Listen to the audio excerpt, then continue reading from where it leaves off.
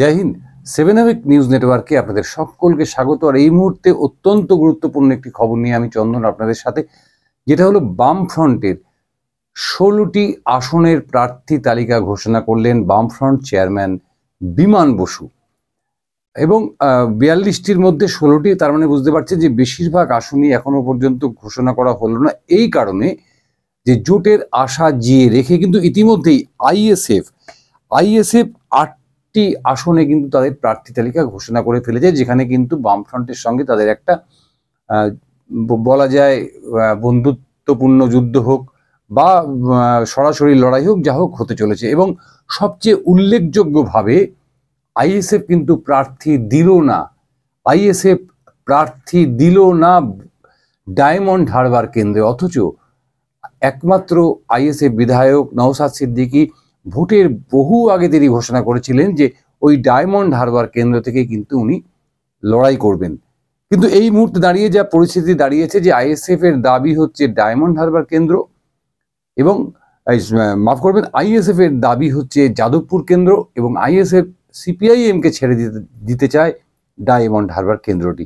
যাই হোক, সেই বিতর্কে যাচ্ছি না, সরাসরি প্রার্থী তালিকায় আসছি। প্রথম কোচবিহার সংরক্ষিত আসনে এবার ফরওয়ার্ড ব্লক প্রার্থী হিসেবে প্রতিদ্বন্দ্বিতা করতে চলেছেন নীতিশ চন্দ্র রায়, নতুন প্রার্থী নীতিশ চন্দ্র রায়।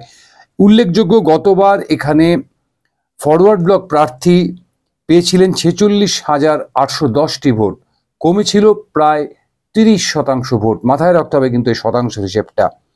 দ্বিতীয় যে আসনটি বামফ্রন্ট ঘোষণা করেছে সেটি হচ্ছে জলপাইগুড়ি সংরক্ষিত। সেখানে কিন্তু সিপিআইএম নতুন প্রার্থী দেবরাজ বর্মন।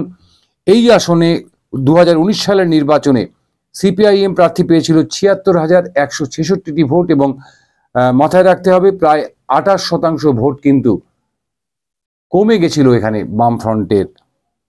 তৃতীয় যে আসনটি ঘোষণা হয়েছে বালুরঘাট আরএসপির আসন ছিল, এবং আরএসপিকেই ছেড়ে দেওয়া হয়েছে। সেখানে আরএসপি নতুন প্রার্থী জয়দেব সিদ্ধান্ত। এখানে 2019-এর নির্বাচনে বামফ্রন্ট প্রার্থী পেয়েছিলেন 72,900 ভোট, এবং কমে গেছিল 22.4% ভোট। এবারে সরাসরি জেলা বদল করে চলে আসতে হচ্ছে নদিয়া জেলায় কৃষ্ণনগর, অত্যন্ত আলোচিত আসন এবার কৃষ্ণনগর। সেই কৃষ্ণনগরে এবার সিপিআইএম প্রার্থী হয়েছেন এস এম সাদি। গত নির্বাচনে এই আসন থেকে সিপিআইএম প্রার্থী পেয়েছিলেন 1,20,222টি ভোট, কমেছিল 20.6% ভোট। এই ভোট কমে যাওয়ার হিসাবটা কিন্তু আমাদের সবসময় মাথায় রাখতে হবে। এবারে চলে আসবো দমদম নিয়ে। এবার কিন্তু দুমদারাক্কা চলছে, যাকে বলা হয় দমদম কেন্দ্র নিয়ে দুমদারাক্কা চলছে। সেই দমদমে প্রার্থী হচ্ছেন সিপিএম এর প্রবীণ নেতা, কেন্দ্রীয় কমিটির নেতা সুজন চক্রবর্তী। অর্থাৎ দমদমে কার্যত রণহুঙ্কার ছেড়ে দিল সিপিএম, মানে সেখানটাকে পাখির চোখ করছে দমদমকে। একসময় অমিতাভ নন্দী এই আসনে জয়ী সাংসদ ছিলেন, সেই আসনে এবার সুজন চক্রবর্তী। মাথায় রাখতে হবে এই আসনে গত নির্বাচনে সিপিআইএম বামফ্রন্ট প্রার্থী পেয়েছিলেন 1,67,590 ভোট, কমে গেছিল 15.2% ভোট। এবার কলকাতায় চলে যায় যাদবপুর, দক্ষিণ কলকাতা যাদবপুর, যে যাদবপুরে আইএসএফও প্রার্থী ঘোষণা করে দিয়েছে। কিন্তু সেই যাদবপুরে এবার সিপিআইএম প্রার্থী হচ্ছেন যুব নেতা সৃজন ভট্টাচার্য, নতুন মুখ সৃজন ভট্টাচার্য। গত বছর বিকাশ রঞ্জন ভট্টাচার্য প্রার্থী ছিলেন, তিনি পেয়েছিলেন 3,20,264টি ভোট, কমেছিল 15% ভোট।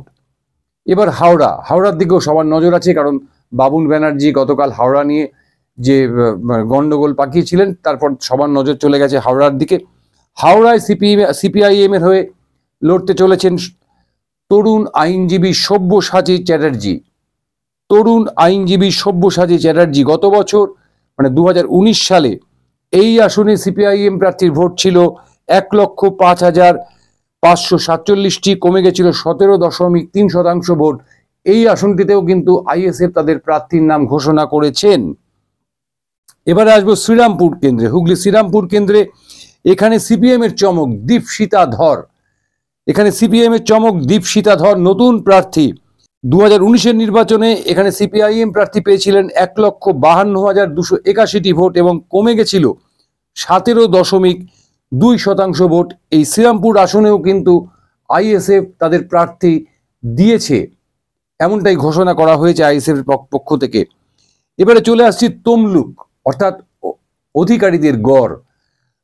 তমলুকে সিপিআইএম প্রার্থী সায়ন ব্যানার্জি, তরুণ আইনজীবী সায়ন ব্যানার্জি নতুন প্রার্থী। গত নির্বাচনে এখানে বামপন্থী প্রার্থী পেয়েছিলেন 1,36,129টি ভোট এবং কমে গেছিল 25.7% ভোট। এইভাবেই কিন্তু আমাদের ভোট কমে যাওয়াটা নজরে রাখতে হবে, কেননা এবারের নির্বাচনে বামফ্রন্ট তাদের ঋত ভোট, হারিয়ে যাওয়া ভোট কতটা ফিরে পায় সে তার দিকে আমাদের নজর থাকবে।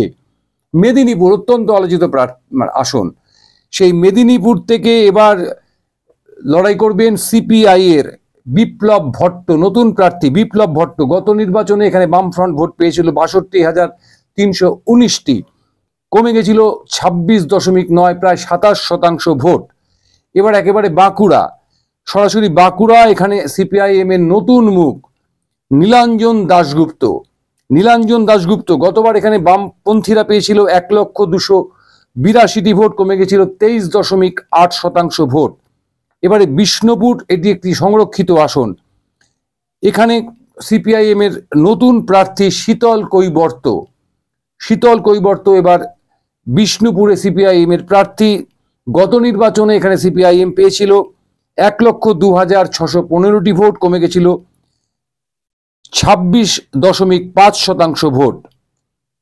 আর সর্বশেষ আসন, মানে যে 16টি আসনের মধ্যে বামফ্রন্ট তাদের প্রার্থী তালিকা আপাতত সীমিত রেখেছে, তার সেইখানে আসানসোল সাংঘাতিক একটা মারকাটারি, কারণ সবাই সেখানে বিদেশ থেকে প্রার্থী আমদানি করছে, এরকম একটা মানে আলোচনা চলছে। অর্থাৎ সব প্রার্থীরাই বিহার, ঝাড়খণ্ড অমুক জায়গা থেকে আসছেন। সেখানে সিপিআইএম প্রার্থী করেছেন জাহানারা খানকে।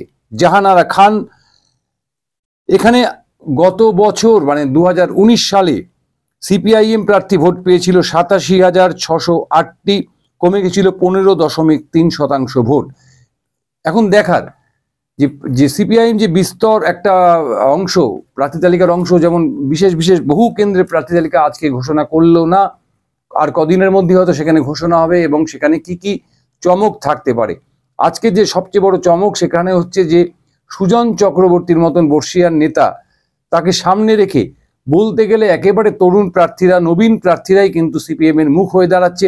যেখানে বিমান বসু প্রার্থী তালিকা ঘোষণা করছেন, শুভ্রকেশ বিমান বসু, কিন্তু প্রার্থী তালিকায় শুধু সুজন চক্রবর্তী ছাড়া আর কিন্তু কোনো শুভ্রকেশ নেই এবছর বামফ্রন্টের প্রাথমিক প্রার্থী তালিকায়। এবার দেখার যে শুভ্রকেশের ওপর বৃত্তৃষ্ণা প্রকাশ করছিলেন এ রাজ্যের মানুষজন, যে প্রবীণ প্রজন্ম সিপিআইএম এর, তাদেরকে আর ভরসা রাখা যাচ্ছে না, নতুন প্রজন্মকে চাই। সেই নতুন প্রজন্মকে তুলে ধরা হলো। এই নতুন প্রজন্মের ওপর কতটা ভরসা রাখতে পারেন বাংলার মানুষ, এই নতুন প্রজন্মের প্রার্থীদের ওপর কতটা ভরসা রাখতে পারেন বাংলার ভোটারেরা, সেটাই এখন দেখার। মৃত্তিকা সেনগুপ্ত ও পিয়ালি দত্ত, 7 নিউজ। জয় হিন্দ।